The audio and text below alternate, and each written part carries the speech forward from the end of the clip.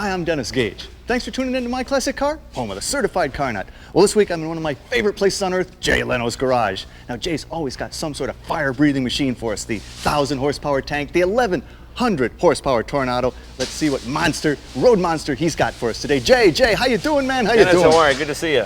I see a 62 Vet, a very nice car, fast, very fast. We're going to talk about that today? No, I'm afraid not. A nice wagon. I believe that's a Hemi-powered station wagon, is it? Yeah. Hemi wagon, but that won't be ready for a while. Oh. Well, you know, you've been working on this Rolls over here. What? Oh yeah, that's got a 27 Lena Merlin aircraft out of the Spitfire. That thing's awesome. You made some great progress. You ready to roll? Not today. Not today.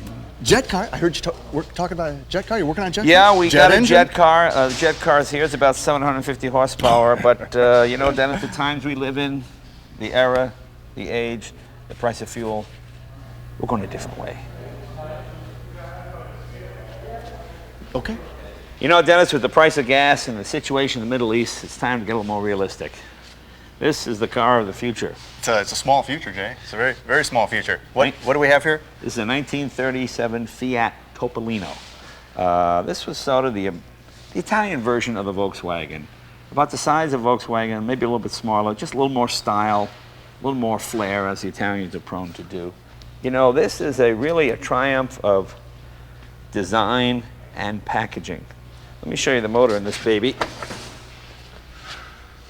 It's about 500 and something cc's. One of the few engines where the generator is actually larger than the engine block. That's it, right? That's the whole block. That's the whole thing. It's 4 cylinders. It's a flathead. Radiator in back. That's an interesting Radiator design. in back with no water pump. It's a thermosiphon Oh, type okay, deal. yeah. Much like a Model T. And this was the Italian version of the Model T. This was the car that put Italy on wheels. Dante Giacomo, I think was his name, the man who designed it. And there's a bronze one of these in Italy as a tribute to him, because it really was the car that regular Italians, folks could own. folks could. You didn't have to have affairs with the girl in your town. You'd go to the next town and have an affair with that girl. How nice. It really brought the Italian way. Show you where the gas tank is here. When you want to get gas, you do that, you see. Oh, that's nice. Put that up there. There's your gas tank. The nice thing is the gas tank is right in your lap, so in the event of an accident, the gas will extinguish.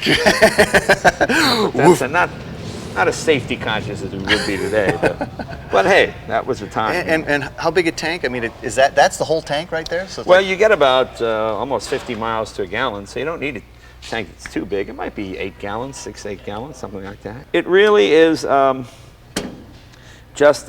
it's just pure design. It's like this is the most car they could design for the cheapest amount of money. And it sounds incredibly solid. It's very solid. It's an all steel body.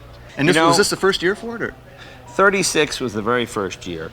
This is a 37, so this is still a Series 1 type car. Now they also made a convertible. I like the hardtop just because of the purity of the line, but it's really a lot of fun to drive. You know, women go nuts. You drive a Ferrari, maybe. But I tell you, if you're a guy and you're sitting here and you have a cat sitting next to you, well, women will find you irresistible. You and the cat driving down the road. You are the perfect man in that. Oh, that's right.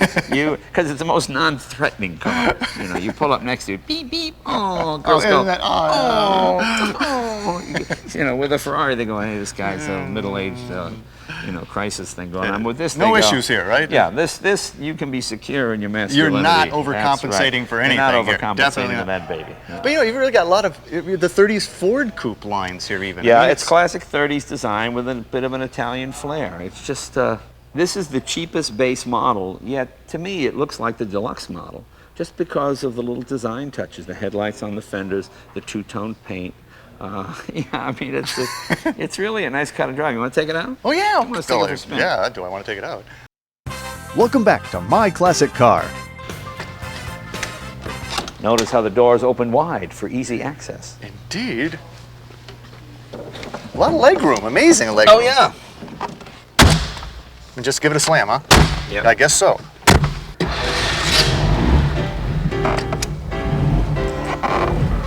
Just starts right up. Yeah.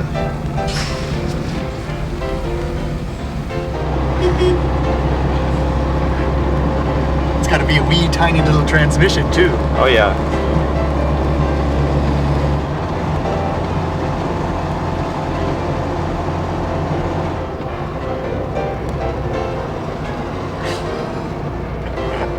That's only an H2.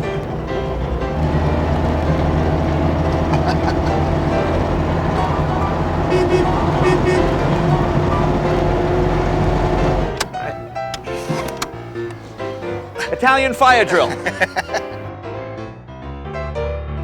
Open the delicate door handle. You might want to take your shoe off. Okay. We big-footed Americans. I don't have those fine Italian shoes. Yeah, I don't have those fine Italian shoes. Yeah, the pedals are close, That's the aren't only they? pedals are a little close. Oh man, they're real close. Okay. Yeah, the Italians must have little feet. They've got to have little feet to separate the brake and gas there, man. Oh my God! I know. Honda Civics loom ominously. As it. Accords look like Peterbilts.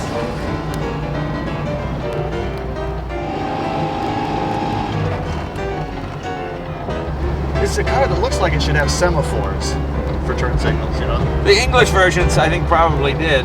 Different countries had different specifications.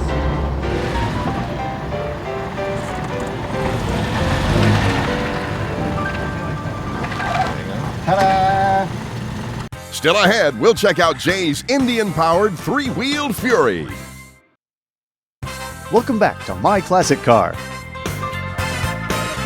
What if you don't need all that luxurious interior space that the Topolino affords you? What if you don't have the luggage? And, Well, if you're traveling by yourself, you don't have a lot of people, maybe just a friend, you don't need a big car like the Topolino. You might want to go with something like this.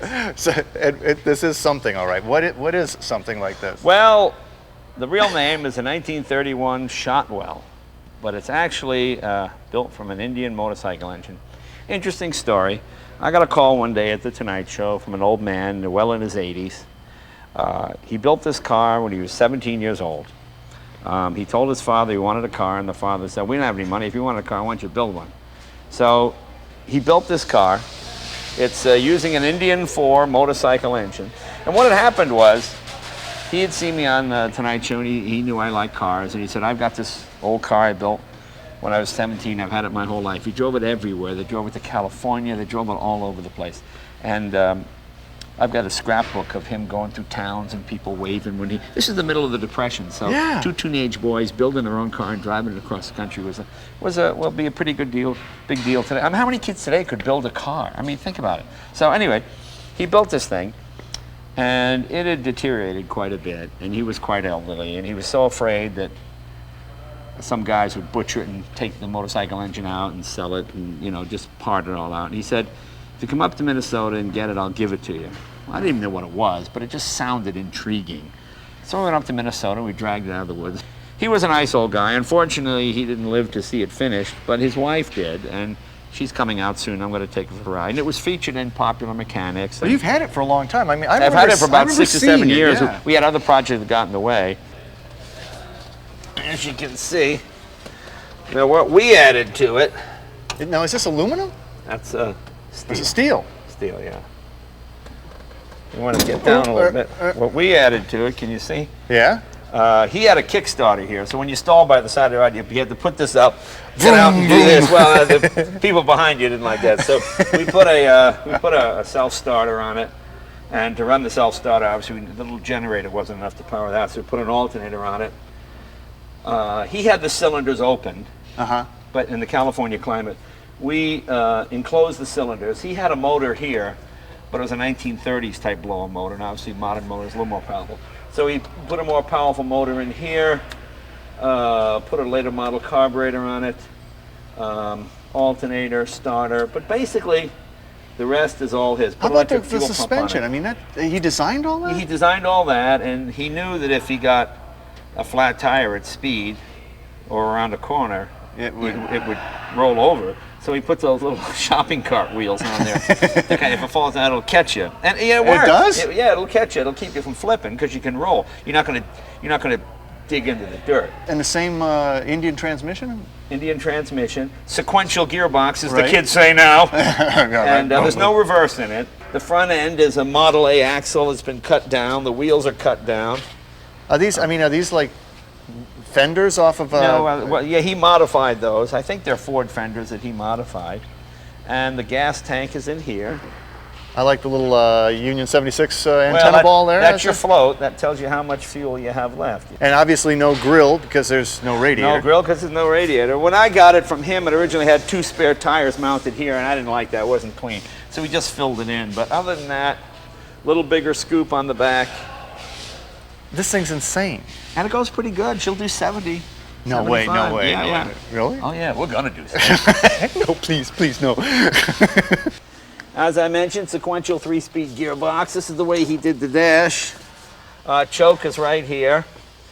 And it does look like an airplane, doesn't it? Yeah, we got an aircraft cylinder head temperature gauge in there. We've got a couple of modern gauges in it. I put a clock in it. Modern oil pressure gauge because I didn't want to take any chances. But wooden floor and everything? Is that a wooden floor? Yeah, I'm looking wooden at? floor, yeah. See, here's your brakes again. See these pulleys, when you step on the brake, these pulleys all move. And it actually works, it stops. None of that unreliable hydraulic fluid to leak out. But he and his brother drove this thing like great distances? Everywhere, yeah. Minnesota to San Diego, I think they went to Alaska. They went everywhere in this thing, and it was... And it is all steel? You got to go with your brother. You go with another guy. It's a little Brokeback Mountain, if you know what I'm saying.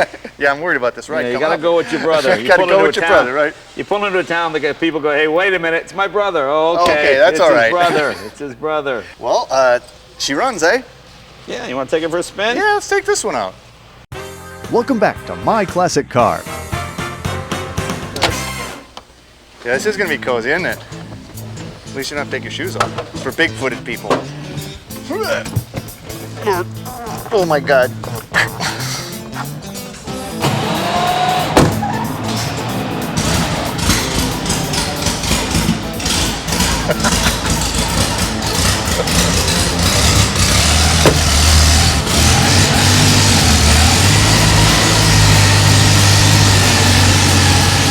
Probably best to hang your head out.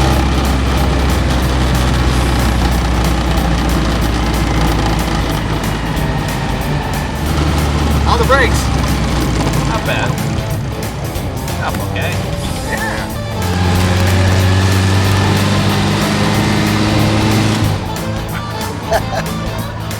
Yeah.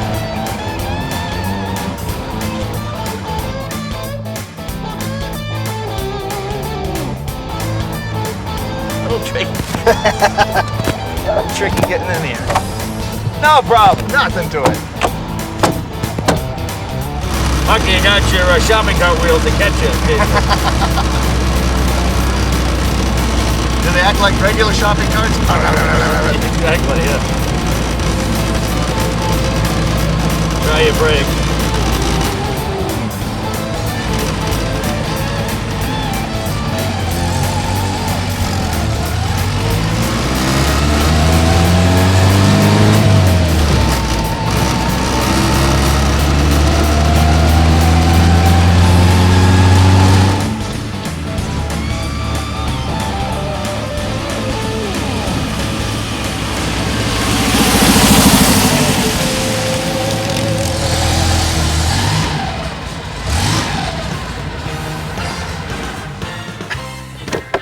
Well, that was completely insane, Jay. I gotta tell you, you made a believer out of me. It's a small world after all.